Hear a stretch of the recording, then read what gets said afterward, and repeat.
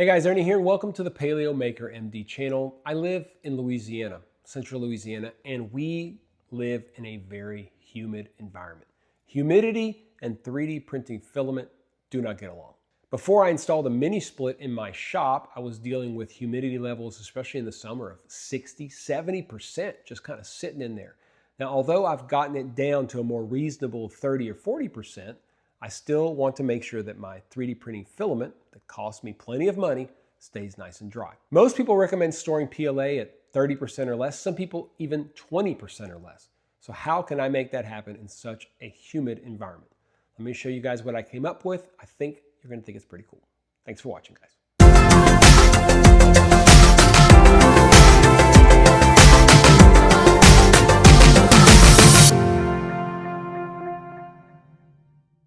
What you need to keep your filament dry is a container, some type of container that is airtight, and a way to keep the humidity inside of that container low. There are tons of ways to do that, but here's what I did. These are the filament storage boxes that I got from Amazon from a company called Yoopai, Y-O-O-P-A-I. Dimensions are 9 by 8.3. Volume is 4 liters. It's important to realize exactly what you have for whenever you go to buy things or design things or print things for it. Cost is $46 for 6 boxes, and that comes with 1,000 grams of desiccant. Let me show you. This comes with 2 of these. This is 1.1 pounds, so you get 2.2 pounds of this orange desiccant with each of these 6 packs. Very simple. They have this little trap door up top. This is a rubber gasket right here, which we will utilize a little bit later. And it has this top that has a rubber gasket around here. So when you put it there, that rubber seal creates an airtight container. This is the perfect size for a spool of filament.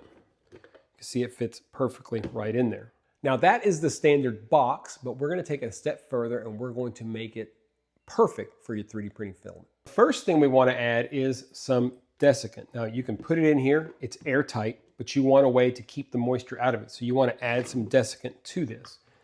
What I've used is these boxes right here, okay? You can see, this is what they look like. These are the silica box for the 4-liter storage container. The designer is Rapine, R-A-P-I-N-E.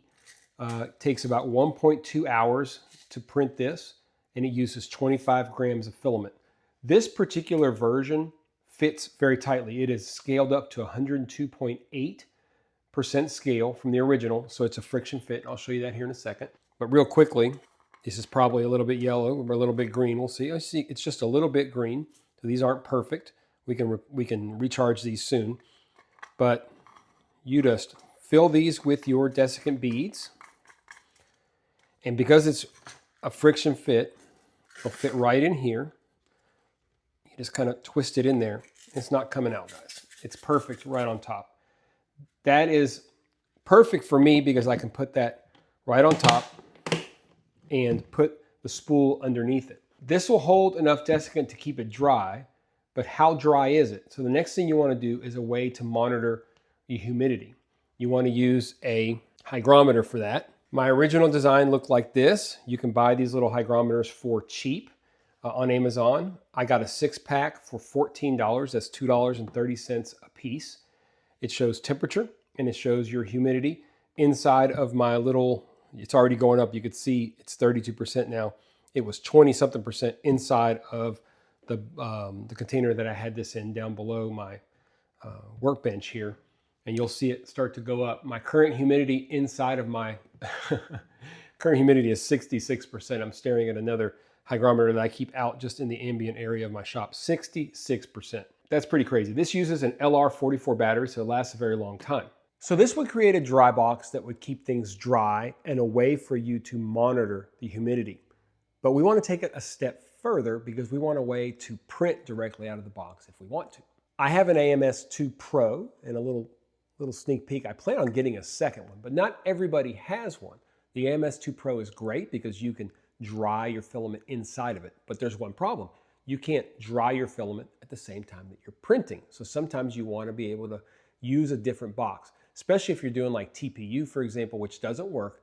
out of the AMS2, or AMS2 Pro, you want a box specifically for that. So to make that kind of box, we need two more things. Let me show you. The filament to be able to be drawn into the printer, you're going to need for the spool to be able to spin. And Maker World has tons of options. The design that I settled on, I'll show you. You want to keep in mind that there's quite a few different cereal boxes, which is basically what this is, quite a few different cereal boxes out there. So you want to make sure when you pick something that you pick one that fits your particular cereal box. I didn't pay the best attention the first time, and I printed one that would not fit this one. This is what I printed. It is by Dynarun, D-Y-N-A-R-U-N. Takes an hour and 55 minutes and 68 grams of filament. I also added this hygrometer. It prints like this. Added this hygrometer to the front right here. These are two rolling wheels here. I'll pull it out without breaking anything. I do want to show you this. So it does have bearings. These are basic bearings you can buy on Amazon for hardly anything. And it does roll. It pops right in very simply, just like that. The back here also is a lid for a little area for more desiccant if you want it. So if it's not dry enough for you, you can add more, which is a nice touch. When you put your spool on here, it will roll. I'll show you just like this. Basically it rolls. It fits right inside there and it rolls really, really nicely. The hygrometer print right here is a 25-minute print, uses 11 grams of filament. This fits inside very simply. Put it in. Fits perfectly. You can put your spool in there and it will roll just perfectly. Still will fit this top tight with the desiccant bottle or the desiccant thing up top here. Now the last thing we need is a way for the filament to come out of the container. Let me show you how that works. What I've got is this is called the Compact Fitting Socket for the dry box. It's by Trochhole, T-R-O-C-H-E-H-O-L-E. Takes 25 minutes, 4 grams. It's compatible with the PC4M6 and the PC4M10 fittings for the tubing. You do need two 8mm M3 bolts and two M3 hex nuts. I'm gonna install it I'm gonna install it real quick on this one. I have it on another one, but I'll show you how to install it real quick. Very, very simple. You just have to basically put 3 holes, but I'll show you how I do it so that it's pretty much perfect every time. I use a lot of blue painter's tape, and this is a perfect application for blue painter's tape. Get yourself a piece of blue painter's tape, put it over the top, and you can easily see the 3 holes. So I'll get a marker and I will mark first hole, second hole, third hole, and just shoot for the center of those holes. And you have to decide whether you want this on top or on bottom. I'm gonna put it on the bottom here because I like to be able to spool the stuff coming up, the filament coming up, and then it goes to the actual printer. Let me work on this and I'll show you that here in a second. All right, so I got it installed. Very simple. You can see when you've got this in here and you've got your filament, what you'll do is put this through. It's kind of a pain, but you don't have to do this very often. Let's put this back on and I'll show you. So very simple. Actually, I'm going to take this off so we can keep this fairly wound. When you pull, it's coming out, okay? We got a small amount of PTFE tube here. You can do a small just to get it out, or you can actually run a tube all the way from here, which is what I would do, run a tube all the way from here to the actual printer. But it'll just pull out very simply. I'm going to ring it back, but you can see how easily it spools out. Super, super simple. It just takes 3 holes. I used a 3mm bit for each of these. These are M3. It calls for an M3 by 8. I have 6 and I have 10, so I went ahead and just did 10s, and you can see it sticks out just a little bit down there. That's how easy. There's no friction whatsoever here. You can easily put it back. We'll pull it through. We'll put my little holder on it. I'm going to do a video on these. You guys are getting to watch me go crazy here. Here it is. So I'm going to do a video on these, but I've got these holders. They're so cool. Just slide this through. You can change the signage. This is PET GHF. Put this in here. You can store it like this. And then whenever you need to use it, you can just run it through your little tube here.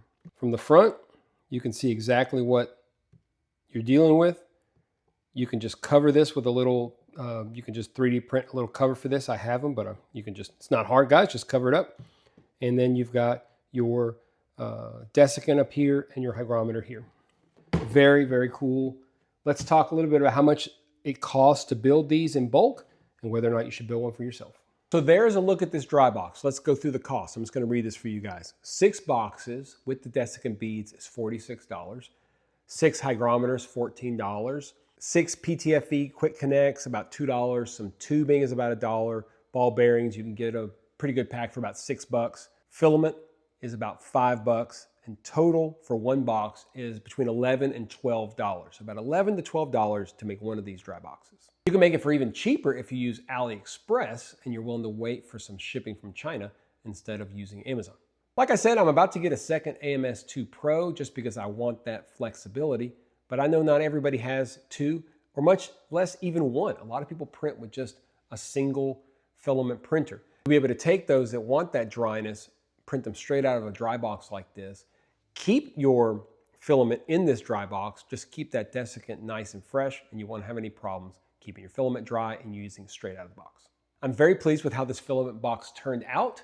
I hope you guys enjoy it as well. This is the fun part of 3D printing. You can just look on MakerWorld, decide what you want, buy some stuff from Amazon, print some things out, put it all together, and all of a sudden you have exactly what you want. Make sure you check my channel for other videos on the Bambu Lab P2S. I got a couple of great videos I'd love for you to check out.